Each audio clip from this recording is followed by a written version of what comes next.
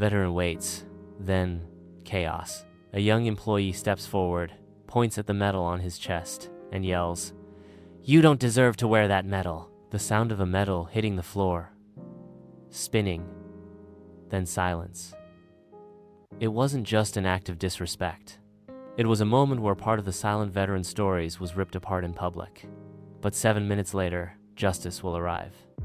Not through words, but through a soldier. A son. A living symbol of justice for veterans. The glass door opens.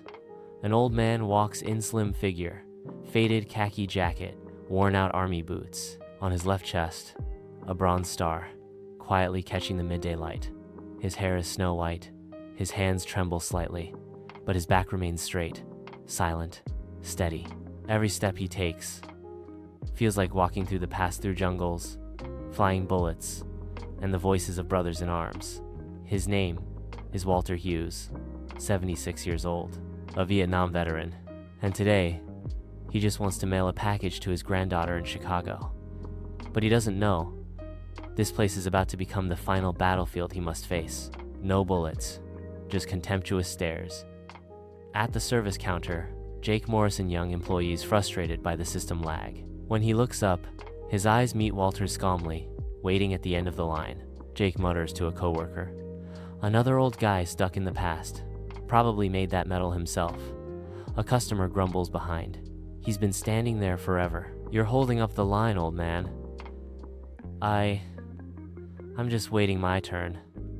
Jake steps closer, his eyes no longer patient, only disdainful. "That medal doesn't belong on you." And then, he reaches for Walter's chest. "Yeah." Without warning, Jake yanks the bronze star off Walter's chest. The sound of metal tearing. Metal hits tile floor clack. The metal spins 3 times, then lies still, cold, on the post office floor. The room holds its breath. A woman gasps. A child grips her mother's hand. Jake doesn't stop. Arms crossed, defiant. "Quit pretending you're a hero. People like you just hold this country back." Walter stands motionless, no anger on his face, only his eyes, staring through Jake into a place far older, bloodier, and filled with memory. Walter doesn't argue, doesn't fight back, doesn't even look at Jake. He bows his head. His lips tremble, then open his voice, faint, yet loud enough for the room. "I received that medal in 1968, at Hill 937. We called it Hamburger Hill. I carried Sergeant Ray through enemy fire. He lost too much blood, but I didn't leave him." The room falls silent. Jake's eyes waver slightly, but he turns away. Walter doesn't need to shout to be respected. He only needs to whisper and let the memories speak for themselves. Walter looks down. The medal lies through a mute, abandoned like a forsaken soul. He bends slowly, very slowly. His knees creak. The khaki pants wrinkle with each strained motion. A small crack is heard, maybe his knees, or something deeper, breaking inside him. He picks up the medal with both hands. He doesn't reattach it, doesn't dust it off. He just holds it close to his chest like a child, clutching a heart rediscovered. And he walks away. No glance back, no words of blame. His honor was torn away, but he still holds it with trembling hands and undying pride. Walter has left. The door closes gently behind him, but inside the post office, no one moves as if time itself has frozen. Jake returns to the counter, pretending nothing happened, but his hand trembles slightly.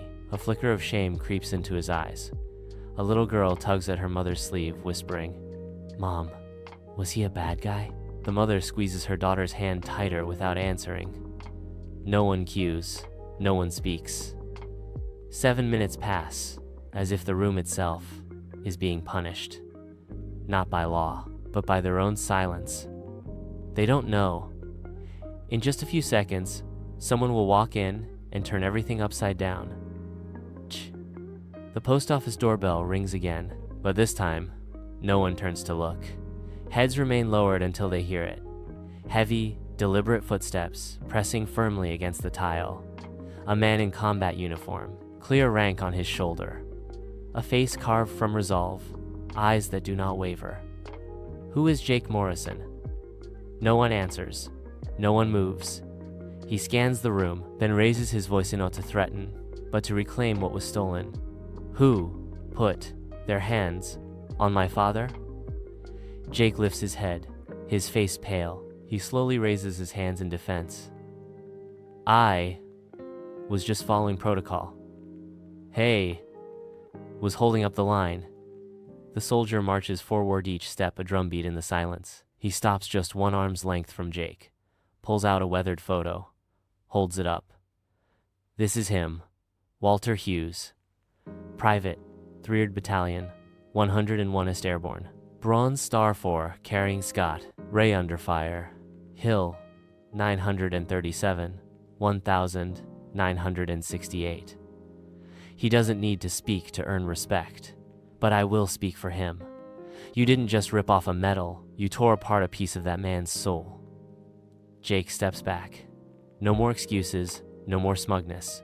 His face blank as untouched paper. The soldier, Captain Aaron Huffsterns, toward the door.